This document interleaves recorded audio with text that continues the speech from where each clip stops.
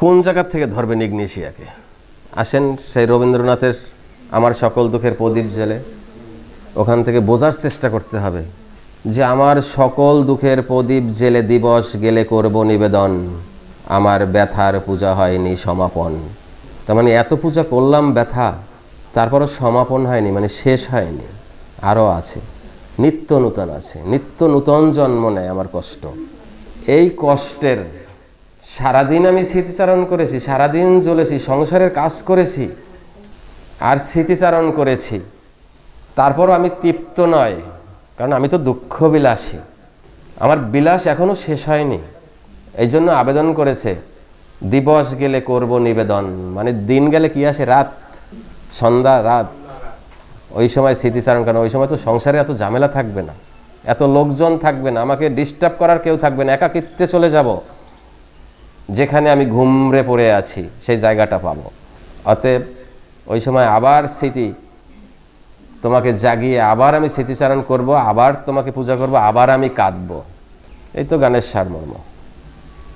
তারপরে আয়ুব বাচ্চুর গানটা যে, এর তো প্রত্যেক পরতে পরতে কথা। গানটা এখানে লেখা থাকলে আমি বর্ণনা দিতে পারতাম যে কোন জায়গায় কোন রুব্রিক লুকিয়ে আছে। এবং ওটা একটা ভিডিও, হয়তো ভিডিও না, ওটা মানে পোস্ট না, হ্যাঁ একটা পোস্ট আছে, ওখানে মিলিয়ে নেবেন, ওই কথাও দেওয়া আছে ওখানে, আর আমাদের একদম হুবাহু রুব্রিকগুলো দেওয়া আছে ওখানে। তাহলে আপনি যদি হোমিওপ্যাথি চিনতে চান, শিখতে চান, ধরতে চান, বুঝতে চান, তাহলে আপনাকে আরও সজাগ হতে হবে।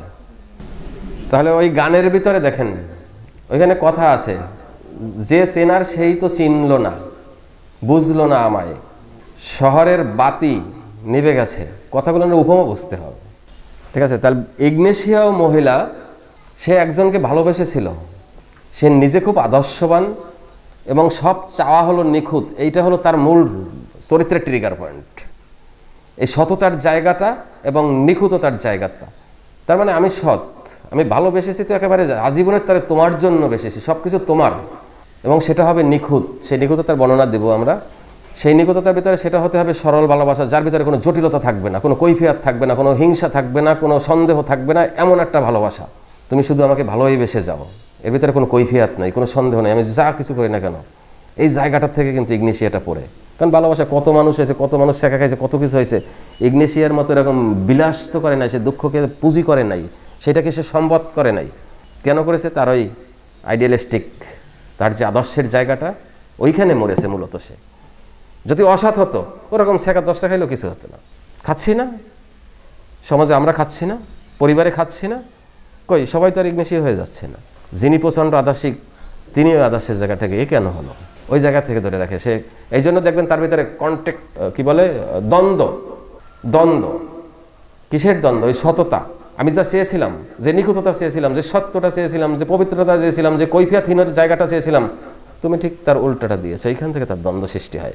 কি চাইলাম, কি পাইলাম, এই খেলাটার মাঝখানে পড়ে যায় সে। এই মাঝখানে পড়ে তার এই দ্বন্দ্বটা সৃষ্টি হয়। এই জায়গাগুলো আপনাদের বুঝতে হবে।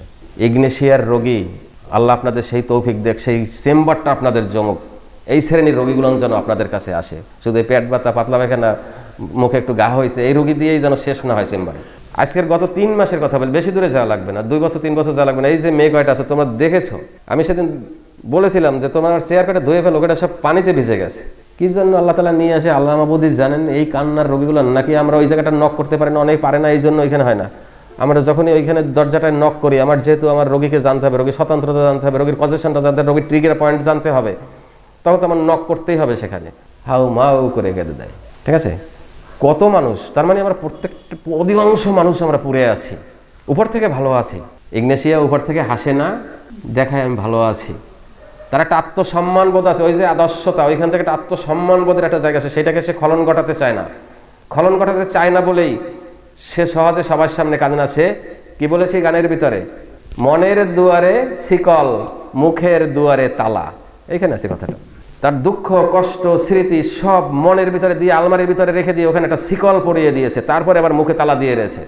আপনারা পড়েছেন মুখ ফুটে কিছু বলে না, এইটুকু আছে শুধুমাত্র। কেন মুখ ফুটে বলে না সেই ব্যাখ্যাটা নেই, সেটা আপনাদের জানতে হবে। কেন মুখ ফুটে বলে না? তার মানে তার সেই আইডিয়ালিস্টিক যে জায়গাটা, আদর্শের জায়গাটা, আত্মসম্মানবোধের জায়গাটা সেইখানে দিয়ে রাখে, যেন ফ্যাল ফ্যাল করে কারো কাছে সে বলতে পারে না। পালসেটিলা সেই আদর্শের বা সেই নিজের আত্মমর্যাদা বোধটা নাই বলে সে ওর লাগে কানবে, পাড়া প্রতিবেশীর লাগে কানবে, তারপরে যদি ভিক্ষুক আসে ভিক্ষুকের লাগেও কান্দা 2 মুঠ চাল বেশি দিয়ে তারপর বলে দিবে যে আমার এই সমস্যা। সে কেঁদে জয় করতে চায়। আর ইগনেশিয়া এটাকে পূজারি করে বিশাল সম্পদ গড়তে চায় এবং সে নিজে নিজে মনে করে যে দুঃখ কষ্ট এটা একটা বিশাল সম্পদ, আমি পুরে পুরে বিশুদ্ধ হচ্ছি, এই জন্য সে এটাকে নিয়ে বিলাস করে। এই যে আমার যে গানটা লেখা, আমার মোবাইলের মেসেজগুলো একটু চেক করে দেখেন কি লেখা আসছে ইতিমধ্যে, কজন লিখেছে এবং কি লিখেছে। আমি আশ্চর্য হয়ে গেছি যে না, তাহলে আমরা সার্থক হতে যাচ্ছি। সে দূর দূরান্তে যারা কখনো কমার্স করে না, হোমিওপ্যাথির হিমাপাত নাই, তারা ওখানে মেসেজ দিয়েছে, স্যার হোমিওপ্যাথি ঔষধ এরকম কথা বলে। আবার অনেকে রেখেছে আমাকে দিয়ে, ওগুলো আর বলে লাভ নাই, স্যার এত সুন্দর করে ঔষধকে কি করে চিনলেন, ঔষধের সব জিনিসগুলো নিয়ে আসছেন এখানে এবং একটা মানুষের জীবনের গল্প ছোট্ট একটা গানের ভিতরে ঢুকিয়ে দিয়েছেন। তার মানে ইতিমধ্যে যদি এই রাত্রের ভিতরে, তাও আমি এখন পর্যন্ত সকাল 7টার পরের মেসেজ দেখতে পাই না যার কয়টা আছে, এর ভিতরে নিজস্ব আত্মীয় স্বজন আছে, ছাত্রছাত্রী আছে, অপরিচিত লোক চলে আসছে, নিশ্চয়ই তাদের ভিতরে নাড়া দিয়েছে। তাহলে এই নাড়া দিয়েছে কাকে? যে আহত, যে পুড়েছে এভাবে, যে এভাবে সংসারে বিচ্ছিন্ন, যার ভিতরে এরকম মনের ওই আলমারির ভিতরে যে জিনিসগুলো কাউকে সে বলে নাই, সেটা আজকের গানের মাধ্যমে বলে দিয়েছে, হ্যানিম্যান আশ্রম সার্ভ করেছে সেই স্মৃতি জাগনে যে আমার কথা বলে কেন, আমার কথা বলে কেন, সেখান থেকে দিয়ে সে আবেগ রাখতে পারে, সেখানে মেসেজ দিয়েছে। তাহলে বোঝা যাবে এই সংখ্যা দিয়ে এতটুকু সময়ের মধ্যে দিয়ে হতে পারে, তাহলে এই রোগীর সংখ্যা আমাদের সমাজে কম নয়। কারণ আমরা কালচারালগতভাবে, জাতিগতভাবে আমরা কিছুটা আদর্শিক। এক শ্রেণী আছে বাজে যেগুলো আছে, ওগুলো ওই 10 জনে যা করে বেড়াইতে পারে, একটা পুকুরে 10টা ভালো মাছ থাকলে ওই 10 জনই পানি গোলা করে ফেলাইতে পারে, অত বড় পুকুর। তাহলে ওই সমাজও নষ্ট করতে কয়েকজন লাগে। কিন্তু এখনও আমরা জাতি হিসাবে যথেষ্ট আদর্শিক অধিকাংশ সংখ্যক মানুষ, সেই মানুষটারা আমরা ইগনেশিয়ার মতো পুড়েছি, ইগনেশিয়ার মতো পুড়ছি। হয় সংসার জীবনের আগে একটা পোড়া আছে, অথবা সংসার জীবনে ঢুকে একটা পোড়া শুরু হয়েছে। কোথাও না কোথাও আমরা অধিকাংশ মানুষই আহত এরকম। সেই জায়গাটা পূরণ করে আমাদের ইগনেশিয়া এবং এর সাথে একগুচ্ছ মেডিসিন, যা আপনারা ওই রেপার্টরি যে সিস্টেমটা দেখাই দিলাম ওইভাবে বসান, এই গ্রুপটাকে পেয়ে যাবেন, আপনাকে আপনি পেয়ে যাবেন। তবে দয়া করে বিনা হিসাবে কেউ খেয়ে বসেন না। ইগনেশিয়া একটা উদ্ভিজ ঔষধ, হালকা ঔষধ, কী করে লতা পাতা কবিরাজি আর কি করতে পারে, আবার দেয় ছোটো মাত্রা, ওতে কী ক্ষতি আছে সেই ক্ষতিটাও আমরা আজকে দেখাবো, যে ক্ষতিটা কি হতে পারে। তাহলে আমরা একটু গানের একটু ব্যাখ্যাটা দিয়ে যাই। এই গানটার ভিতরে আছে, আমি শিরনা বিবর্ণা অনুভূতি প্রবণ। দেখেন কথাগুলো কিন্তু এখানে গানের এই গানটুকু যদি খেয়াল করতে পারেন, এটুকু যদি কিছু আয়ত্ত করতে পারেন, দুবার শুনে বুঝতে পারেন, তাহলে আপনার ইগনেশিয়া অনেকখানি পড়া হয়ে যাবে। কারণ গানটার নাম দিয়েছি ইগনেশিয়া থিম সং। তার মানে তার থিমটা কি, মূল জায়গাটা কি, সেটা নিয়ে একটা সঙ্গীত। তার মানে আপনারা শিখবেন না, মনে রাখতে পারবেন না, কোন দিক থেকে পারবেন না, আমি সেই সবগুলো দিক দেব। তার মানে আমরা দেখেন এখানে সিরিয়ালি বলে গেছি। আমরা একটা রোগীকে যখন প্রথম দেখি তখন তো গাঠনিক অবস্থাটাই দেখি। তাহলে এখানে প্রথমেই আমার লেখা আছে শিরনা বিবর্ণা অনুভূতি প্রবণ, হিস্টেরিক অন্তর্মুখী, কষ্টের ফুলদানি নষ্ট হিয়া। তার মানে সে নিজের মনে করে যে আমি একটা কষ্টের ফুলদানি হয়ে সেজে আছি সমাজে। এটা উপমা, এগুলো উপমা দিয়ে অনেক কিছু বোঝায়। মানে একজনারে বললাম যে তোমার চোখ দুটো তো সুন্দর পটল চেরার মতো, ও যদি না বোঝে তাহলে দুনিয়ায় এত খুশি হইয়ে ওই 20 টাকার পটল ওই লাগে আমার তুলনা দিছে, আর কিছু পাইল না। আর যদি বলা হরিণের মতো সুন্দর তোমার আখি, হরিণের মতো সুন্দর বা হরিণের মতো মায়াবী চোখ, তাহলে একটু খুশি হয় হয়তো। তাও আবার মাঝে মাঝে যদি না বোঝে তাহলে জঙ্গলের লাগে, জঙ্গলির লাগে, পশুর লাগে তুলনা দিলা। তাহলে উপমা বড় খুব সুন্দর জিনিস। একটা উপমা দিয়ে অনেক কিছু বোঝা যায়, খুব গভীরে ঢোকা যায়। তো এইখানে যে কষ্টের ফুলদানি কথাটার অর্থটা আমরা কি এটা বোঝার চেষ্টা করব। ফুলদানি কি, আমরা তো সাজিয়ে রাখি, আর ইগনেশিয়া কষ্টগুলোকে ফুল দিয়ে সে একটা দানি সাজিয়ে রেখে দিয়েছে, নিত্য নূতন সুন্দর, নিত্য নূতন পূজারী। তুলনাটা বুঝতে হবে। নষ্ট হিয়া, আমরা দেখো এরকম, ওই যে গাইতে দেখো, হাসতে দেখো, দেখো না কেউ আমার আমায়। তো সেই রকম আমি ফুলদানি দেখো, আমার হাসতে দেখো, কাশতে দেখো, কিন্তু আমার ভিতরে একটা জিনিস যে আছে, ভিতরে একটা আমি আছি, সেটা নষ্ট, সেই হিয়াটা নষ্ট হয়ে গেছে, এখন আর নেই, পুরো শেষ। আমি আশাহত ক্রন্দনশীল, বিহবল অভিভূত, আমি দুঃখ বিলাসী, আমি দুঃখরানী ইগনেশিয়া। তার মানে আমার একটা আশা ছিল, বিশেষ করে নারীদের থেকেই পড়াই, যেহেতু নারীদের ঔষধ বলা হয়, নারীর ভূমিকা নিয়েই পড়াই। আমি নারী, একটা আশা করেছিলাম সুন্দর একটা হ্যান্ডসাম ছেলে হবে। ও তো মেয়েরা স্বপ্ন দেখে প্রাইমারির থেকে, তারও আগের থেকে দেখে। ও জন্ম নিয়ে এই বউ বউ সাজে, বউ বউ খেলে, ওড়না পেঁচায়, লিপস্টিক দেয়, নিজে ওড়না সেজে বউ সেজে আবার আড়ালে চলে যায়, লজ্জা পায়, নিজেরে নিজে ভেঙায়। বহুত আয়নার সাথে এই স্মৃতিগুলো আছে। একটা আয়নাকে যদি ওর মেমোরাইজ করা যায়, তো দেখা যায় ওর ভিতরে মেয়েদের কত ছবি আছে। যাই হোক, সের একটা আশার জায়গা থাকে, প্রত্যেকটা মানুষের আছে। ওই ফেরিঘাটে যে ভিক্ষা করে মেয়েটা দেখে আসছেন, লালা পরে হাউ হামাউ করে, ওরও একটা আশা আছে। হয়তো একজন বড় কিছু আশা নেই, অন্তত ওই কানা আর এক কানিরে নিয়ে স্বপ্ন দেখে বা আশা করে। আশা আছে মানুষের, প্রেম সবার ভিতরে। তাহলে আশাহত হয়েছে, ক্রন্দনশীল। এই কান্নাটা তার একাকিত্বে, নীরবে। পালসিটিলা কাঁদে, কাঁদিটাতে আবার বৃষ্টির কাছে, আমরা এখানে পড়িয়েছিলাম যে গো বৃষ্টি তুমি এমন করে জোরো না, আমার এত স্বাদের কান্নার দাগ ধুয়ো না, সে যেন এসে দেখে আমি তার পথ চেয়ে কতটা কেঁদেছি। কি মজার জায়গা। তার মানে আমি কেঁদেছি, এটা মুছবি না বৃষ্টি, আসবি না বৃষ্টি, কারণ আমি যার জন্য কাছে সেই দেখবে, দেখে আমাকে সহানুভূতি দেবে, তুমি আমার জন্য কেঁদেছো, আমাকে ভালোবাসো। তার মানে সহানুভূতি চাওয়ার জন্য, পাওয়ার জন্য এই কাজটা সে করেছে, এই প্রার্থনাটা করেছে। আর ইগনেশিয়া থার্ড ঠিক বিপরীত জায়গায় অবস্থান করেছে। সেটা কি? আমি কাঁদি এ যেন কেউ না দেখে। ওই কানবে, গান টান বাজাবে, যেই দেখবে স্বামী আসছে, অন্য কেউ একজন একদম মুছে টুছে দিয়ে একদম কিছু না হেসে দিয়েছে। এইখান থেকে তার এই কান্না, এই হাসি কথাটা আসছে। কেন হয়? অভিনয় আছে তার একটা। কিসের জন্য?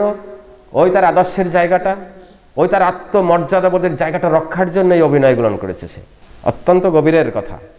ইগনেশিয়াকে বলা হয় যে দুঃখ পেলে প্রথম ইগনেশিয়া, তারপর গভীর হয়ে গেলে, পুরনো হয়ে গেলে, একদম পুরনো পচে গেলে তখন অন্য মেডিসিনে যাও। I don't believe. একদম পুরনো পড়া, নাম বলবো না, সংশ্লিষ্টতা আছে একজন রোগীর, কিন্তু সেদিন দেখেছো রিটায়ারমেন্টে যাওয়া এক ভদ্রলোকের অন্য একটা রোগ নিয়ে আসছে। আমার সন্দেহ হয়েছে যে এই রোগটার সাথে তার সংশ্লিষ্টতা আছে কোনো সাইলেন্ট গ্রিফ, নীরব কোনো দুঃখ লুকিয়ে আছে তার ভিতরে।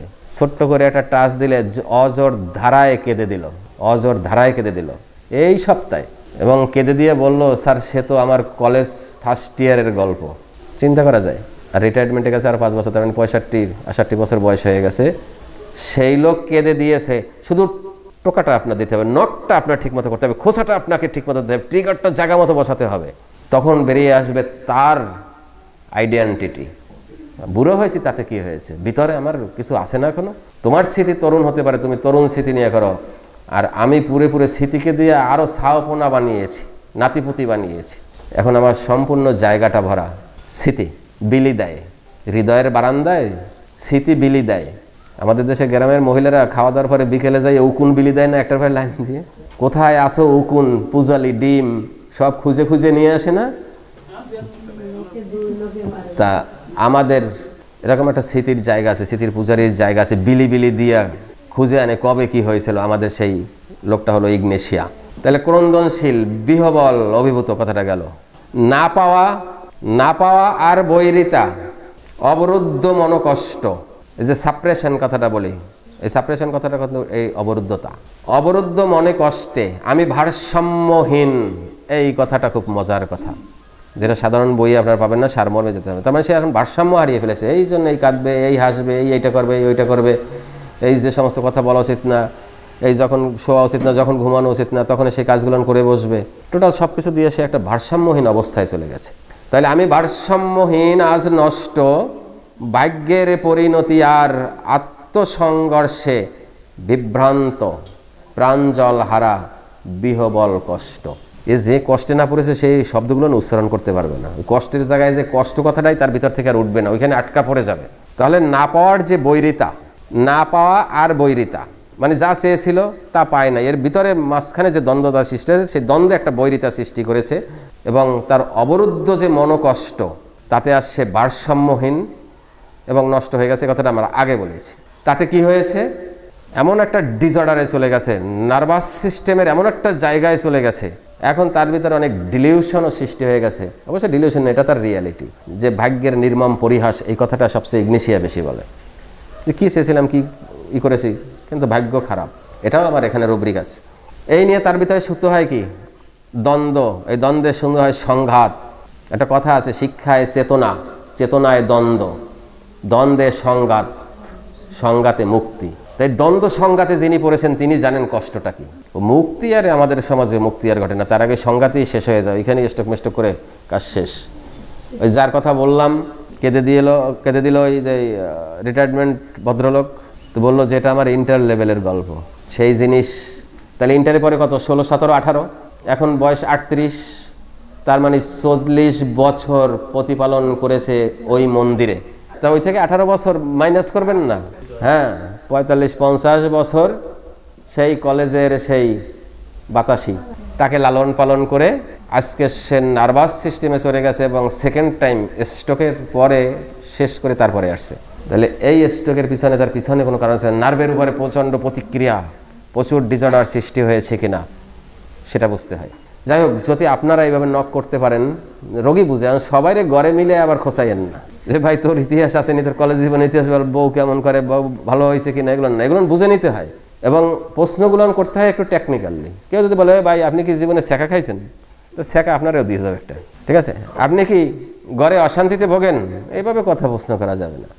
এই রোগীর কাছে প্রশ্নটা ছিল কি জানেন, আপনি জীবনে সবচেয়ে বেশি আহত ব্যাহত হয়েছেন কোন জায়গায়, সেই জায়গাটা কি আছে, এরকম কোনো জায়গা দিলে চোখের মুখের অভিব্যক্তি পরিবর্তন হয়ে গেছে। একটু সময় নিয়ে আবার জিজ্ঞেস করে সেই জায়গাটা একটু বলেন, বলানোর কায়দা আছে, ইচ্ছেভাবে আপনার কাছে বলবেন। এই যে ইগনেশিয়া রোগী ইচ্ছে মতো আপনার কাছে বলবে, মনে করেন না সে তো তার ভিতরে তালা দেওয়া, শিকল দেওয়া, একদিকে শিকল দেওয়া, তারপর আবার মুখে তালা দেওয়া, দুটো মেন গেট এবং ভিতরের ক্লাবসাবাল গেট দুটো আটকানো, কোন জায়গাতে ঢুকবেন। কিন্তু যদি জায়গা জানেন, এই ইগনেশিয়া মহিলার ওই আগ্নেয়গিরির লাভা বের হয়ে আসবে যদি আপনি সেরকম ভালো টেকনিশিয়ান হন। ওই যে আগ্নেয়গিরি কথা আছে না আমাদের গানের ভিতরে, আগ্নেয়গিরি, তার মানে ওটা এখনও চাপা আছে, এখনও লাভা বের হয় নাই। যদি আপনি জায়গাটা সেই দরজাটা খুলে দিতে পারেন, তখন ওখান থেকে উতলে উঠবে সেই কষ্টের লাভাগুলো, সেই জায়গাটা অর্জন করেন। আর এটা মাসের ভিতরে একবার আসবেন আশ্রমে, এসে একদিন একদম সুন্দর সাজে গুজে বসবেন ছবি টবি করবেন, ওই দিয়ে হবে না। সাধনায় যেতে হবে, নিজের চেষ্টা করতে হবে, এই কথাগুলোকে পড়তে হবে। এই ইগনেশিয়া এইখানে আপনারা যে ওষুধটা পড়েন ওইখানে শেষ করে দেন, এইবার একটু কেন্টের মেডিকেলটা নিয়ে আবার একটু বসেন পড়ানোর পরে, এইবার দেখেন আপনি ওইখানে কী দেখেছেন, এতদিন কী দেখেছিলেন, আজকে থেকে আবার কী দেখছেন, এই চেষ্টাটা একটু করেন। বাদ দিয়ে দেন না যে সর্বোচ্চ জায়গাটা আমরা পড়ে আসছি, এই কথাটা ভাবেন না।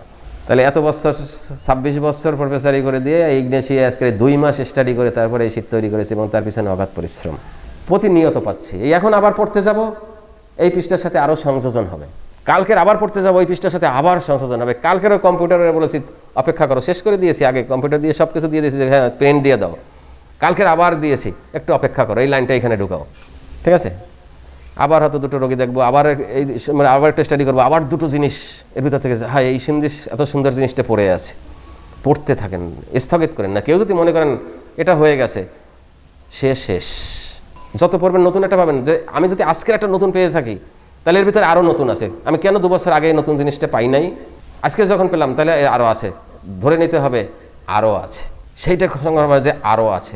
এই ক্ষুধার জায়গাটা রাখবেন, অতৃপ্ত জায়গাটা রাখবেন, অনুসন্ধানের জায়গাটা রাখবেন, না হলে কিন্তু আপনি স্থগিত হয়ে যাবেন। আচ্ছা, তারপরে আছে আমি ছিলাম শিল্পের শিল্পী, অনেক গুণের গুণী, স্বাধীন চেতা রোমান্টিক, সরল বিশ্বাসী অবিরত, ছিলাম আশাবাদী আদর্শিক, আজ মেঘে ঢাকা, না পাওয়ার আশা হতে শোকাহত বিক্ষত। প্রত্যেকটা শব্দের ভিতরে টাচ করে যায় আমার ইগনেশিয়া, যদি আপনার জানা থাকে পড়া থাকে। না জানলে আপনারা বসে আছেন না, আপনাদের কিচ্ছু বোঝার কায়দা নেই। এই জন্য এরপরে ঔষধ যেটা পড়াবো সেটা 15 দিন আগে সার্ভ করে দেবো, পড়বেন, ইচ্ছা মাফিক পড়বেন, তাহলে আপনার বুঝতে সুবিধা হবে যে আমি কী পেয়েছিলাম আর কি পাচ্ছি, মজাটা গেঁথে নিতে পারবেন। তাহলে এখানে দেখেন আমি ছিলাম শিল্পের শিল্পী, এই কথাটা আমরা কলেজে শিখাই না, ছোটো বইগুলো না আমাদের শিখায় না। ইগনেশিয়ার মহিলা অনেক গুণের গুণী, শুধু আদর্শ না, অনেক গুণের গুণী। ইগনেশিয়ার একটা মজার জায়গা শুনবেন, মাইন্ড মেথডে আছে, খুব মজার জায়গা এবং রিয়ালিটি। সেটা হলো ইগনেশিয়ার আমরা দেখেছি পুরা মহিলা ওই দুঃখে কাঁদে, সংসার ঠিকমতো করতে পারে না, রান্নাবান্না করতে পারে না, হিস্টেরিক মানুষ নিয়ে কখনো সুখী হওয়া যায় না, বাই করা যায় না, বড় ডেঞ্জারাস হয়ে যায়। এই জন্য আমি ক্লাসে বলেছিলাম, কলেজের ক্লাসে, যে ক্যামোমিলাকে নিয়ে ঘর সংসার করা যায়, ইগনেশিয়াকে নিয়ে করা আরও কষ্ট হয়ে যায়, কারণ এর মুড বোঝা খুব কঠিন, মুড সুইং হয়, মুড সবসময় সাঁতার কাটে। এই একটা বললো একে পরক্ষণেই ঠিক আর এক রকম। এই অনুষ্ঠান হবে ইগনেশিয়া, হ্যাঁ একদম আনন্দ করে সাজে টাজে দিয়ে পরে সময় হয় যাবো না, কান্নাকাটি করে দিয়ে দিয়েছে, কাজ শেষ। তেমন কেমন লাগবে তখন স্বামীর? আশা ছিল বিয়ের অনুষ্ঠানে যাব, আশ্রমের অনুষ্ঠানে যাব, ঠিক শাড়ি টাড়ি পরে টাড়ি কান্দি করে দিয়ে, না আমি যাব না। এই মুড সুইং মানুষ নিয়ে বহুত কষ্ট হয় চলা জীবনে। আচ্ছা, তাহলে শিল্পের শিল্পী সে কিন্তু অনেক গুণের গুণী। ইগনেশিয়া দুঃখ, স্মৃতি, অপমান, অবহেলা, অবজ্ঞা কোনো দ্বারা হাত ধরে, শুধুমাত্র ছ্যাঁকা খাইছে এই কথাটা ধরে রেখেন না। এটাই হলো আমাদের সংকীর্ণতা। এই জন্য আমি প্রথমে শুরু করেছিলাম যে ইগনেশিয়া মানে তো ছ্যাঁকা খাওয়াদের ঔষধ, ব্যর্থ প্রেমের ঔষধ, বইগুলো নিয়ে বলে গেছে। পরীক্ষা হলে পরীক্ষার প্রশ্নের ভিতরে আসে আমাদের, কি তা আমরা করবোটা কি, শিখবেন কি করে? এই ইগনেশিয়া একটি ব্যর্থ প্রেমের ঔষধ প্রমাণ করে, এই আপনাদের ফার্স্ট ইয়ারে আসে। আরে বেটা, ওরে এক কর্নার। ইগনেশিয়া শুধু ব্যর্থ প্রেম নয়, আঘাত, আহত, মনোকষ্ট। মনোকষ্ট বলতে ইগনেশিয়ার মূল হলো মনোকষ্ট, এবং সেটা সাইলেন্ট, চাপা। সেই চাপা কষ্টটা শুধুমাত্র ব্যর্থ প্রেমের নয়। কথাটা আজকের এখান থেকে শিখে যান, বুঝে যান, ধরে নিয়ে যান, গেথে নিয়ে যান। ইগনেশিয়ার এই চাপা মনোকষ্ট প্রেম হারানো, দুঃখের, সংসার হারানোর, অপমানের, লাঞ্ছনার, বঞ্চনার, আপন প্রিয়জন হারানো। সেটা বন্ধু হতে পারে, বাবা হতে পারে, মা হতে পারে, ভাই হতে পারে, যে কেউ হতে পারে। এটা ভালোবাসার জায়গা হারানো, সোজাসুজি কথা। এটা ভালোবাসার স্থানকে সে হারিয়ে দিয়েছে। সেই যে ব্যথাটা, এখন সব কি প্রেমিকা চলে গেল ওইখান থেকে আর এমনি সব ব্যথা পাইলো? অন্য ব্যথা আছে না? তাই প্রেমিকের ব্যথাটা কি এবার আলাদা কোনো কিছু নাকি? তার মানে ভালোবাসা, মূল হলো ভালোবাসা। সেই ভালোবাসার জায়গাটা যখন হারিয়ে যায়, তখন তার ভিতরে এই সাইলেন্ট গ্রিপ আস্তে আস্তে সৃষ্টি। ওইটাকে সে ভুলতে পারে না, ওইটা নিয়ে সে পূজা করতে থাকে। অনেক গুণের গুণী কথাটা বলেছি। এই জিনিস ইগনেশিয়া সুন্দর করে প্রকাশ করে। তার দুঃখ কষ্টে তালা শিকল লাগিয়ে দিয়েছে, তার গুণের কথাগুলো প্রকাশ করার জন্য সে উদ্গ্রীব থাকে। আমি সুন্দর পিঠা বানাতে পারি, আমি সুন্দর সেলাই কার্য জানি, আমি সুন্দর ওয়াল ম্যাট করতে পারি, আমি সুন্দর কবিতা লিখতে পারি। এই জিনিসগুলো সে সবাইকে দেখানোর জন্য উদ্গ্রীব হয়ে থাকবে। আবার একটা জায়গাকে সে চেপে রাখবে। এই যে অদ্ভুত, অস্বাভাবিক প্রকৃতি, বৈপরীত্য সবচেয়ে বেশি হলো আমাদের। এটাও তো বৈপরীত্য। উনি পিঠা বানাইলে আমার এটাকে নিয়ে খাওয়াইটাই দেখাইতে পারবে, আর গোপন কথাটা আমার কাছে আজ পর্যন্ত বাইর করতে পারলাম না। বান্ধবী, বৈপরীত্য না? ইগনেশিয়া সবচেয়ে বিপরীত লক্ষণের সমাহার ঘটেছে আমাদের হোমিওপ্যাথি মেডিসিনে। যতটা ঘটেছে সবচেয়ে বেশি ঘটেছে আমাদের ইগনেশিয়ার ভিতরে। একের করে গলা ব্যথা, তরল জিনিস গিললে ব্যথা বৃদ্ধি, শক্ত জিনিসে উপশম, পিকিউলিয়ার সিমটম, দুই প্রান্ত আলাদা হয়ে গেছে। পাইলসের যন্ত্রণা, হাঁটাচলা করলে, চলাচলে থাকলে উপশম, রাত্রে বিশ্রামে বা বিছানায় গেলে এই বৃদ্ধি। কি উল্টা হয়ে গেল? Peculiar symptom, uncommon symptom. প্রচণ্ড জ্বর, প্রচণ্ড তাপ, আদৌ পিপাসা নাই। যখন শীতার্ত অবস্থায় যাবে তখন তার পানির পিপাসা। কি অদ্ভুত ইগনেশিয়ার লক্ষণ! ইগনেশিয়ার ভিতরে এরকম অদ্ভুত লক্ষণের আর অন্ত নেই। সব এই প্রান্ত ওই প্রান্ত। ওই যে মুড সুইং, এদিকে যাচ্ছে ওদিকে যাচ্ছে, এই সাথে সাথে তার ফিজিক্যাল সুইং হয়। সেগুলো নিয়ে আসতেছি আমরা পরে। আচ্ছা, তাহলে এই অনেক শিল্পের শিল্পী, সে অনেক গুণের আসলে গুণী। এই জন্যই তার এই কন্ট্রাডিকশনটা বেশি। কি পাইলাম? আমি তো কোনো জায়গার থেকে খারাপ ছিলাম না, আদর্শিক ছিলাম, গুণ আছে, কোনো জায়গার থেকে নেই। আর এইগুলোরই কপাল বেশি পড়েছে। বাস্তব জীবনে দেখেছি যেগুলো গুণী, যেগুলো আদর্শিক, একটা সুন্দর একটা জায়গা সৃষ্টি করতেছিল, সেইগুলোনেরই ভাগ্যহত হয়েছে। এবং এই ইগনেশিয়াও একসময় মনে করে আমি ভাগ্যহত। কেন হবে না? কারণ এটা হচ্ছে চিরন্তন সত্য। আমার কোনো জায়গায় ঘাটতি নেই, গুণে, শিক্ষায়, মানে, সব কিছুতে, তোমাকে রক্ষায়, ভালোবাসায় কোনো জায়গায় ঘাটতি ছিল না। তুমি ঠিক তার বিপরীতটা তৈরি করে নিয়েছো। তাই সে ভাগ্যহত ভাববেন আর কি করবে? কারণ সম্পদ দিয়ে যদি না পাই, টাকা থাকতে যদি না খেয়ে থাকি, তাহলে তো আমি আসলে ভাগ্যহত। তো ইগনেশিয়া এখান থেকে নিজেকে ভাগ্যহত ভাবে। স্বাধীন চেতার রোমান্টিক, এইটা ছিল তার ক্ষতির আর একটা। ঠিক আছে, আমি স্বাধীন চেতা ছিলাম, রোমান্টিক ছিলাম, তোমার কাছে একটা অন্যরকম ভালোবাসা চেয়েছিলাম। ওই বিয়ে করে এনে ঘরের মধ্যে থইলা ওই ভালোবাসা চাই না, একটা রোমান্টিক ভালোবাসা চেয়েছিলাম। যেহেতু আমি স্বাধীন চেতা মানুষ, আমি গুণী মানুষ, আমি একটা রোমান্টিক মানুষ, রোমান্টিকতা চেয়েছিলাম, তুমি তার দেও নাই, আমাকে বেঁধে ফেলেছ। ওখান থেকেও সে পড়তে পারে। সরল বিশ্বাসী, তার মানুষটা কত সুন্দর মানুষ না একটা? সেই মানুষটাকে ঠিক আর একটা অমানুষ বুঝতে না পারার কারণে এই খেলাটা ঘটেছে। তাহলে আদর্শিক, আশাবাদী, আইডিয়ালিস্টিক, তারপরে এই যে রোমান্টিক, তারপরে এই যে আর্টিস্ট, সব কিছু আজ আমার মেঘে ঢাকা পড়ে গেছে। এই যে মেঘে ঢাকা পড়েছে, এখন ওখানে আর আলো নেই। যেখানে আলো নেই সেখানে তো হাসি নেই, উজ্জ্বলতা নেই। তাহলে ইগনেশিয়ার আমরা প্রথমে বলেছি আমি শীর্ণ, আমি বিবর্ণ, আমার চেহারার ভিতরে আর হাসি আনন্দ নাই। ওই মেঘে আমি ঢাকা পড়ে গেছি, মলিন করে দিয়েছে। না পাওয়ার আশা হতে শোকাহত, বিক্ষত। আমি আজকে শুধু শোকাহতই নয়, শুধু আহতই নয়, আমি এখন বিক্ষত হয়েছি। তার মানে আমার আর সেই মনোরাজ্য পুরে নাই। সেই লাভা এসে আমার দেহ রাজ্যকে পুড়িয়ে দিয়েছে, দেহ রাজ্য ভাঙন ধরিয়েছে, নার্ভাস সিস্টেম টোটাল ডিসঅর্ডার ঘটিয়ে দিয়েছে, শরীরের যে সংবেদনশীলতায় ডিসঅর্ডার ঘটিয়ে দিয়েছে। আমি এখন ইন্টারনাল এক্সটার্নাল দু জায়গায় আমি এখন বিক্ষত। এই জন্য দেখবেন ইগনিশিয়ার রোগী গায়ে শক্তি নেই, বিমর্ষ, বিবর্ণ, গায়ের রং পরিবর্তন পর্যন্ত হয়ে গেছে। সেই উজ্জ্বলতা, সেই রোমান্টিকতার কিছু নাই। রোমান্টিকতা আছে, ভিতরে একটা কবর দেয়া, সেই কবর খুঁড়ে মাঝে মাঝে বের হতে চাই। সেটা আমরা একদম শেষের দিকে আসতেছি, যে তার লাস্টে চাওয়া কি। আপনারা যারা চেম্বারে থাকেন, আমার দেখছেন রোগীর কাছে সব কিছু দিয়ে, যে আমি তো বুঝলাম আপনি আহত, রোগাক্রান্ত, সব কিছু হয়েছে, আপনার আত্মার চাওয়াটা কি। এখন ভিতরে একটা জিনিস থাকে, সেখানে একটা চাওয়া থাকে, একদম মরার আগ দিন পর্যন্ত মানুষের চাওয়া থাকে। এমন সময় দেখবেন কি মরার সময় মানুষকে বোয়াল মাছ খাবো, ফলি মাছ খাবো, কই মাছ খাবো বলে না, ওইটা হলো রুহুর চাওয়া। জানে আমি একটু পর মারা যাবো বা কালকের মারা যাব, তারপর ওই আত্মা একটা শেষ পরিতৃপ্তি ঘটাতে চায়, একটা মূল সেন্ট্রালের একটা চাওয়া আছে, এইটা জানতে হবে। অত্যন্ত সুন্দর জায়গা, কিন্তু আমাদের ম্যাটেরিয়ামেটিকায় এই সোল, আত্মার সংশ্লিষ্ট লক্ষণগুলো ভাগ করা হয়নি, আছে ওর ভিতরে লুকিয়ে আছে। আমরা সেটাকে আলাদা করে নিয়ে আসব। মাইন্ড অ্যান্ড সোল নিশ্চয়ই দুটোর লক্ষণ আলাদা হবে। আমার মাইন্ডের চেয়ে সোল শক্তিশালী। আমার মাইন্ড ডিসপার্ট হয়ে যেতে পারে যে কোনো সময়। আপনি ওখান থেকে একটা উত্তেজনার কথা বলেন, মনে করেন আমি এটাকে রাগ করে আছাড় দিয়ে ভেঙে ফেললাম। আমার মাইন্ড বলেছে বলে তো আমার কাজটা করে ফেলেছি। আমার মাইন্ডকে আপনি উত্তেজিত করে দিয়েছেন। 10 মিনিট পরে বললাম সরি, আমি এই 10 মিনিট নিচে গেলাম, এখান থেকে ভেঙে টেঙে গেলাম, একটু ভালো অস্থির হয়ে গেছি। তার বাংলোকে মাইন্ড, আমাকে পোড়ালোকে ভালো লাগছে না, কাজে দিচ্ছি, ভুল হয়ে গেছে আমার, সরি। সোলের কাজ, মাইন্ডকেও শাসন করে সোল। সেই সোলের কথা আমাদের এখানে নেই, সেটাকে আনতে হবে।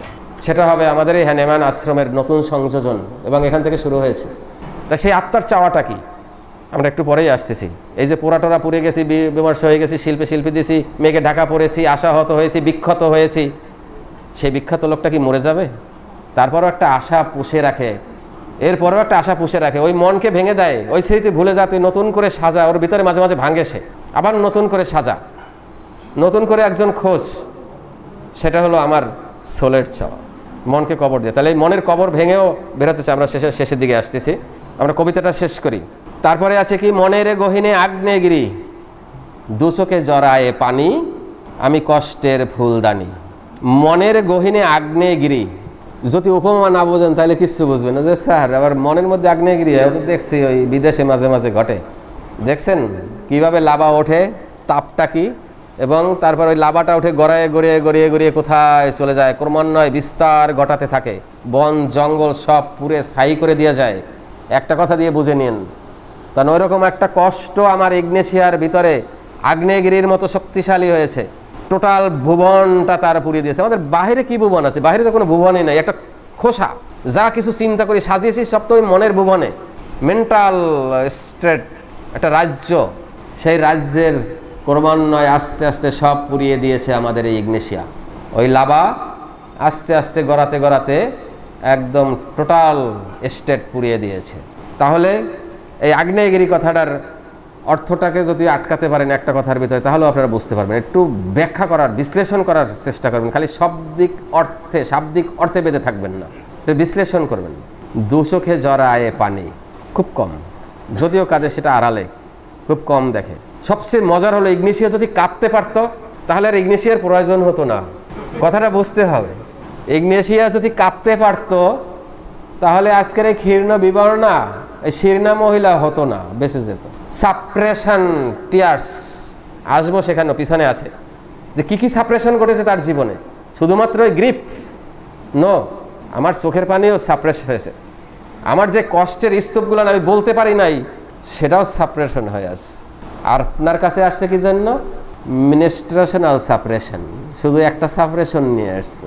স্যার বহুদিন ধরে মিন্স বন্ধ হয়ে আছে, এই সাপ্রেশনের জন্য আসছে। এই সাপ্রেশনের পিছনে অতলে কি কি সাপ্রেশন আছে সেগুলো না আপনার খুঁজতে হবে। সেগুলো সে ডালি সাজিয়ে এসেই বলবে না আপনার কাছে যে আমি কিন্তু সেকা খাওয়া, আমি কিন্তু পোড়া, আমি কিন্তু আদর্শিক, এগুলো বলবে না। তাহলে দেখেন সাপ্রেশন কয়টা ইতিমধ্যেই এসে গেছে। মিনিস্ট্রেশন সাপ্রেশন, তারপরে tears suppression, grief suppression, emotion suppression, নিজের আইডেন্টিটি সাপ্রেশন। আমি শিল্পী দেখাতে পারি নাই, তো সাফাই রাখছি, কার কাছে দেখাবো?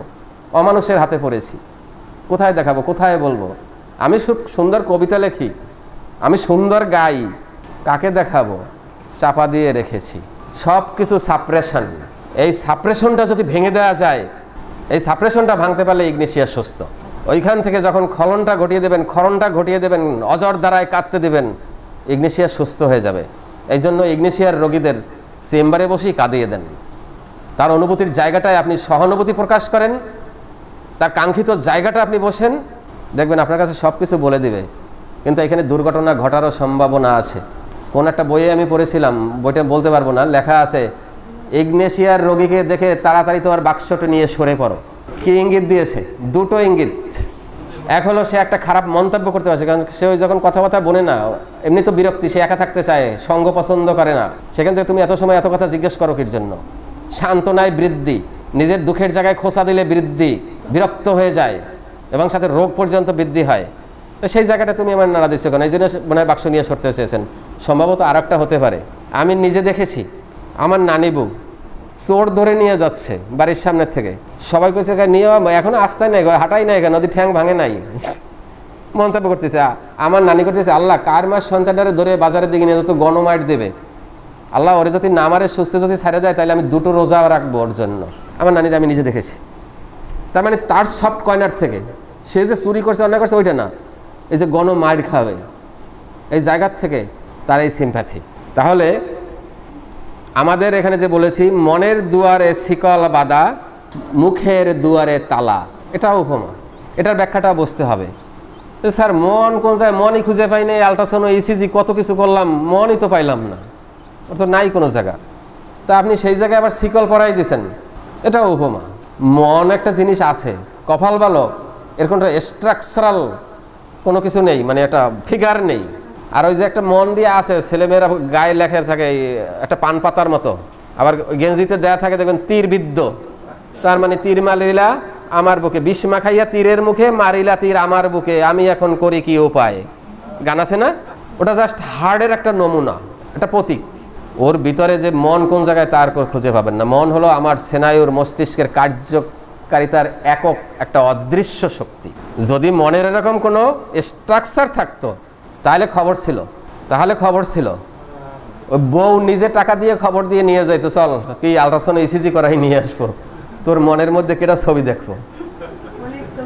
অনেক ছবি পাওয়া যায়। হ্যাঁ, নাক্সবামের তো রিল থাকতো।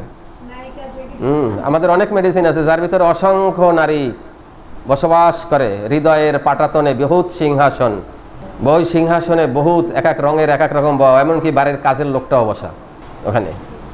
আচ্ছা যাই হোক, ওদিকে আমরা যাব না।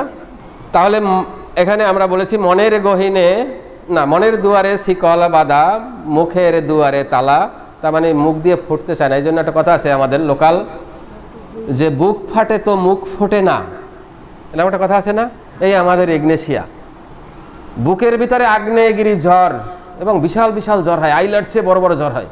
ইগনেশিয়ায় যে রোগীগুলো আমরা সাধারণত ধরে ফেলি চেম্বারে বসে, কথাটা বলতেছি, ওর ভিতরে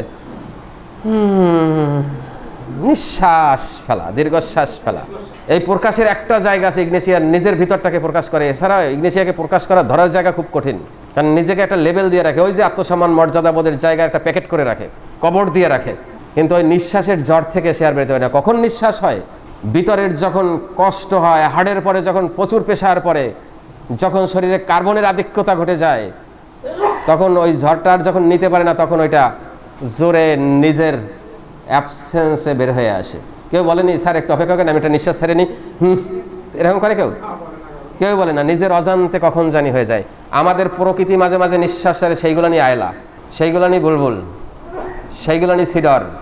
তার মানে আমার পৃথিবীকে যে আমি উত্তপ্ত করেছি, গরম করেছি, তাপ করেছি, পৃথিবীর প্রকৃতি আমাকে বাঁচানোর জন্য, প্রকৃতির কুল বাঁচানোর জন্য ওই তাপ সে সংগ্রহ করে নিয়ে ওই সমুদ্রের ভিতরে রেখে দিয়েছে, টেনে টেনে টেনে নিয়ে শুষে নিয়েছে। যখন ওই শক্তি আর কষ্টটা আর বহন করতে পারে নাই, তখনই ওইখানে একটা চক্র সৃষ্টি হয়েছে।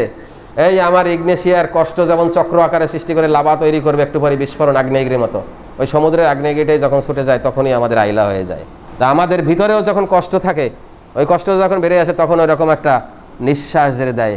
সেইটা শুধুমাত্র আমার স্কুল জীবনের গার্লফ্রেন্ড হারানো না হতে পারে, বাবা হারানো হতে পারে, মা হারানো হতে পারে, বন্ধু বান্ধবী হারানো হতে পারে, সন্তান হারানো হতে পারে, বিভিন্ন কারণে হতে পারে। তারপরে আছে স্মৃতিলয়ে কাঁদে নির্জনে, তার মানে স্মৃতি তার সাথী, যেখানে যায় সেখানে সাথে নিয়ে যায়, ওই নিয়ে সে কাঁদে। এই জন্য আসে হাসির কথায়, লোকাল বইগুলো নিয়ে লেখা আছে, হাসির কথায় কাঁদে দুঃখের কথায় হাসে। অদ্ভুত লক্ষণের ভিতরে, বইয়ের ভিতরে লিখছে। আরে পাগলারা, অত সহজ নয়। এটা কীরকম হয়, তোমার বান্ধবী এসেছে ইগনেশিয়া, আর তুমি বেশ ফসফরাস ভালোই আছো। এখন বলতেছে, জানো বান্ধবী ফসফরাস, তুই তো বেশ ভালোই আছো। হ্যাঁ বেটা, বান্ধবী ভালো আছি, আমার ভাগ্যটা ভালো। দেখ তুই এত সুন্দরী, এত পরিষ্কার, এত গুণী, তোর কপালটা যেন খারাপ হয়ে গেল। অর্থাৎ দেখ, আমি কি কালা মানুষ তো বলছিলাম যে বিয়েই হবে না, তাও আমার কি ভাগ্য, তোর দুলাভাই না হ্যাবি ভালো, এর সে কোনো ভালো মানুষ হয় না।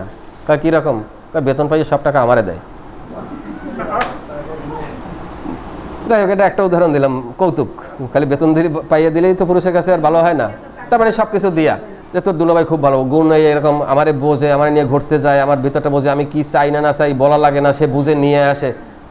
ইগনেশিয়া কান্নায় অজরে কাঁদছে, খেয়াল করেন, অজরে কাঁদছে। তার মানে কি, বান্ধবী সুখের কথা বলছে, ও কাঁদছে। এই জন্য বলে যে সুখের কথায় কাঁদে, দুঃখের কথায় হাসে। একদম মাগনা। আপনি এটা আমার সুখের কথা বলেন, আমি কাঁদে দিলাম, অত সোজা না, ওর ক্ষেত্রটা আলাদা। তার মানে অন্য যখন সুখের কথা হয় তখন নিজেকে তুলনা করে, কম্পেয়ার, যে আরে বান্ধবী তুই হয়ে গেলে আমার কপালে ওইটা জটলো না। ওই স্মৃতিচারণ করে, ও গল্প বলতেছে স্বামীর কথা, ও স্মৃতি করে ওর স্বামীর কথা, যে ওইটা কি খারাপ, ওই দিয়ে ওইখান থেকে কাঁদে। কান্নাটা এমনি আসে না। তার মানে ব্যাখ্যায়, বিশ্লেষণে যাতে হবে, লক্ষণ পাইলেও না যে সুখের কথা। তার মানে একজন একটা সুখের কথা বলে আমার সে কাঁদে দেবে, যাই তোর এটা তো ভালো, সুখে আছে, তুই এই আসো, তোর একটা বড় বিল্ডিং হয়েছে, একটা বড় বাড়ি হয়েছে, তুই সুখে আসো, এরা জেনে কাঁদে দেবে, এটা মনে করার কোনো কারণ নেই। তার মানে অন্যের সুখের কথায় নিজের দুঃখের কম্পেয়ার করে, যোগ্যতার কম্পেয়ার করে, সেই আদর্শতার কম্পেয়ার করে। যে তুই স্কুল জীবনে শেখা দিলি ফার্স্টে, এখন তুই এখন সুখী, আমি জীবনে কিছু করলাম না, একজনে বললাম সেই আমাকে দুঃখী করেছে, কম্পেয়ার করে। এইখান থেকে কান্নাটা আসে। ক্লিয়ার? তারপরে একাকী বহি জ্বালা, এইটা হলো সবচেয়ে বড় কষ্টের পৃথিবীর। আমরা কষ্টে কালো হয়েছি বহুত মানুষ, কষ্টে নষ্ট হয়েছি বহুত মানুষ, শুধুমাত্র একজন বোঝার বা বলার মানুষের জায়গার অভাব, অনুভূতিটা সেই জায়গা থেকে পড়েছে বেশি, নির্ভরযোগ্য জায়গার অভাব। আমাদের ইগনেশিয়ার জীবনে অভাব ছিল কিনা জানি না, কিন্তু স্বভাব একটা ছিল যার জন্য সে প্রকাশ করতে পারে না। সেই স্বভাবটা হলো আত্মমর্যাদা রক্ষার। প্রচণ্ড আত্মরক্ষা মর্যাদার জন্য সে সচেষ্ট থাকে, এখান থেকে আড়াল করে রেখেছে নিজে, কিন্তু ভিতরের জিনিস আড়াল করতে পারে না, নিজেকে ওখানে পুড়িয়েছে, ধ্বংস হয়ে গেছে, বিক্ষত হয়ে গেছে। তারপরে আছে অসঙ্গতি আর অদ্ভুত দোলাচলের দ্বন্দ্ব। অসঙ্গতি, কত শুনবেন অসঙ্গতি, অসংখ্য অসঙ্গতি ইগনেশিয়ার জীবনে। ওই যে বললাম পাইলসের ঘটনা, পাইলসের রক্তক্ষরণ। স্যার সারাদিন যদি কাজ করি তাইলে আর হয় না, যেই যাই বিছানে যাই এই রক্তক্ষরণ শুরু হয়। কি অসঙ্গতিপূর্ণ লক্ষণ না? উল্টে গেল না? হওয়া উচিত ছিল বিছানে গেলে রক্তক্ষরণ হবে না, কাজে হাঁটলে তখন রক্তক্ষরণ হবে। ইগনেশিয়ার কাশি, সারাদিন ঘর সংসার করবে, কাজকর্মে থাকবে, কাশি হবে না, যাই একটু বিশ্রামে বসবে বা শুয়ে পারবে, এইবার শুরু হয় খুক খুক খুক করে দুঃখের মতো উঠতে থাকে, আংতে থাকে। তাহলে কি অসঙ্গতিপূর্ণ লক্ষণ? এই অসঙ্গীতের এই অদ্ভুত, আনকমন, পিকুলিয়ার, যা কিছু বলেন না কেন, এরকম হয়ে যায়। এর একটা দোলাচলে পড়ে যায়, এর একটা দোলাচলে পড়ে যায়। ধরেন আপনি পুত্রবধূ, আপনি আক্রান্ত ইগনেশিয়ায়, গলা ব্যথা হয়েছে, শাশুড়ি করলো কি, বৌমা এই এক গ্লাস দুধ গরম করে আনছে, এটা খাও। এক ডোক খেয়ে ফেলে দিলেন, ও মা এ খেতে পারবো না, আমি খাবো না, ব্যথা পাই। কতক্ষণ পর পাশের বাড়ির ওনার এক বান্ধবী বা চাচি, সে করছে কি, পাওয়া রুটি বা চিরা শক্ত জানিস কিছু নিয়ে আসছে, সে খাইতে দিল। এবার সুন্দর বসে বসে খাইছে। এবার ওই শাশুড়ির সাথে বাঁধবে না যে ঢং করিস আমার সাথে ঢং করিস। তারপরে এই যে দোলাচল, প্রত্যেকটা আচরণের ভিতরে, প্রত্যেকটা লক্ষণের ভিতরে, বিশেষ করে আমাদের রাসবৃদ্ধির লক্ষণগুলো নেই, সব দেখবেন এই যে দোলাচল, এই অসঙ্গতি, এই পিকুলিয়ার, এই আনকমন, যা কিছু বলেন না কেন, ওইখানে সমাহারটা বেশি ঘটেছে। আচরণে তো আছেই। এই জন্য বলেছি যে ক্যামোমিলাকে নিয়ে সংসার করা মোটামুটি যায়, ইগনেশিয়ারে নিয়ে করা কঠিন হয়ে যায়, কারণ তার কোনো কিছু বোঝা যাচ্ছে না কোন ধরনের মানুষ, তোমাদেরকে বুঝতেই পারছি না, এক তো মুড সুইং আছেই। তারপরে যা কিছু করো, যা কিছু বলো, এগুলো মেলে না, এগুলো হয় নাকি? এগুলো হয়। রাত্রে বিশ্রামে গেছে তখন কাশি, রাত্রে বিশ্রামে গেছে, তখন পাইলসের রক্ত বেশি, গলা ব্যথা, সরল তরল জিনিস খেতে পারবে না, শক্ত জিনিস খেলে উপশম। এবার এগুলো পাইছে কি আর এক অসঙ্গতি বেঁধে যায় না, সেই কথাটা এখানে বলেছে। এখানে একটা দ্বন্দ্ব সৃষ্টি হয়ে যায়, প্লাস দ্বন্দ্বটা আরও কত জায়গায় সৃষ্টি হয়। ওই যে নিজে যা চেয়েছিলাম সৌন্দর্যতাতে গিয়ে গুণ দিয়া, সরলতা দিয়া, আশার জায়গায় দিয়া, সেটা পাই না, ওইখানে আর একটা দ্বন্দ্ব সৃষ্টি হয়। এই দ্বন্দ্বেই সে আজকের এই অবস্থায় পড়ে গেছে। শরিক সাইকোটিক দ্বন্দ্বের প্রতিফলনে শুধু আমাকে এরাই শেষ করে নাই, শেষ করেছে আর এক দুই নীরব ঘাতক। এক হলো শরিক, আর এক হলো সাইকোটিক। এইখানে আর এক মাঝখানে দ্বন্দ্ব সৃষ্টি হয়েছে। ছোরা নিজেকে প্রকাশ করতে চায়, সাইকোটিক নিজেকে লুকাতে চায়। মজাটা দেখেন, কন্ট্রাডিকশন বাঁধছে কিভাবে, ঠিক আছে? তার মানে সাইকোটিক সাহিত্যিক গুণী আর একজন প্রতারক, সাইকোটিক প্রতারক। ছোরা গুণী শিল্পী, নিজেকে প্রকাশ করতে চায়, কোমল মন, আর একজন ঠিক তার বিপরীত। এই দুই বিপরীত শব্দে যে শত্রু, যে ওইখানে তো তাকে নিয়ন্ত্রণ করে, অতএব সে তো দ্বন্দ্বে পড়বেই, তার ভিতরে অদ্ভুত সৃষ্টি কিছু হবেই। এবার আসেন হাসি কান্নার দ্বিচারী দ্বন্দ্ব, মানে তার যে দ্বন্দ্বেরগুলো নিয়ে তার ভিতরে হাসি কান্নারটাই আমরা শুধু দেখি। অসংখ্য দ্বন্দ্ব আছে এই দ্বিচারী, এটার সাথে ওইটার মিল নেই, উল্টো। মুড সুইং, ক্ষণে ক্ষণে এই হাসি এই রুষ্ট, আচরণে অদ্ভুত এই কাঁদি এই তুষ্ট। মুড সুইং তো বোঝেন, সুইং মানে সাঁতার কাটা বা পরিবর্তন হওয়া, এক জায়গা থেকে আরেক জায়গায় যাওয়া, এক জায়গায় স্থির না থাকা, বিভিন্ন শব্দ আছে। তার মানে তার ভারসাম্যহীন হারানো, তার যে মুড এটাকে ধরে রাখতে পারে না, এটা ভেঙে যাচ্ছে, এলোমেলো হয়ে যাচ্ছে, ক্ষণে ক্ষণে হয়ে যাচ্ছে। তারপরে আছে আমাদের আচরণ অদ্ভুত, ওই পিকুলিয়ার যেটা বললাম, এই কাঁদি এই তুষ্ট, এই খুশি হই কথা একটাই, আবার পরক্ষণে কেঁদে দেই, আবার পরক্ষণে কাঁদি, পরক্ষণে পদে আবার আমি হেসে দিলাম, আবার তুষ্ট হলাম, এই দোলাচল। রোগ লক্ষণ আনকমন, কন্ট্রাডিক্টরি, যেন রাসবিদ্যির চিরন্তন বাণী। এখানে মাথা দেবেন।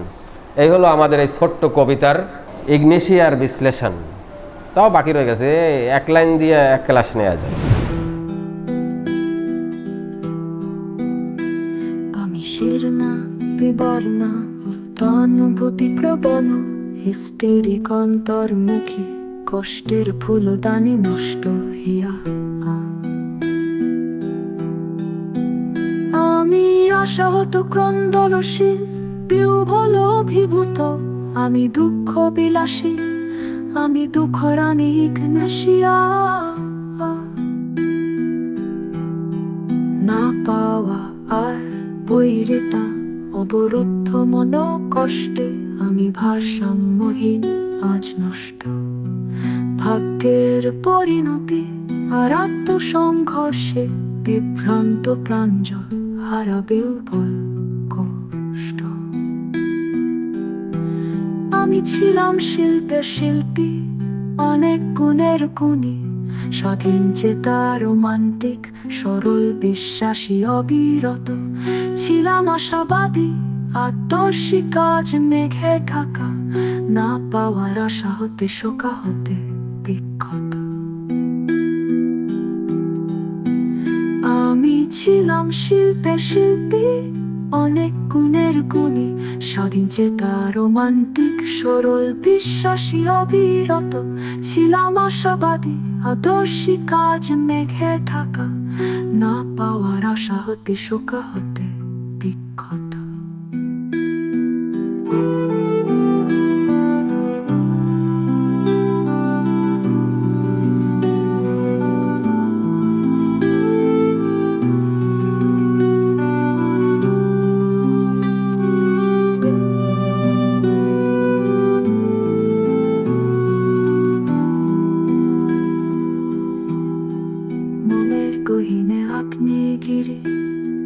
চোখ ছড়ায় পানি, আমি আশাহত ক্রন্দনশীল, বিহ্বল অভিভূত, আমি দুঃখ বিলাসী, আমি দুঃখ রানী ইগনেশিয়া।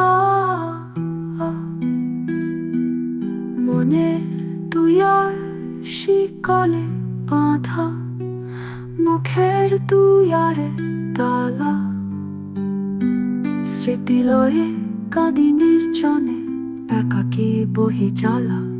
অসঙ্গতি আর অদ্ভুত দোলাচলের দ্বন্দ্ব, শরিক সাইকোটিকের দ্বন্দ্বের প্রতিফলনে হাসি কান্নার বিচারে দ্বন্দ্ব মুড সুইং ক্ষণে ক্ষণে এই হাসি এই রুষ্ট আচরণ অদ্ভুত এই কাঁধি এই দুষ্ট রোগ লক্ষণ কমন কন্ট্রাডিক্টরি এ যেন হ্রাস বৃদ্ধির চিরন্তন বাণী আমি আশাহত ক্রন্দনশীল বিহ্বল অভিভূত আমি দুঃখ বিলাসী আমি দুঃখ রানী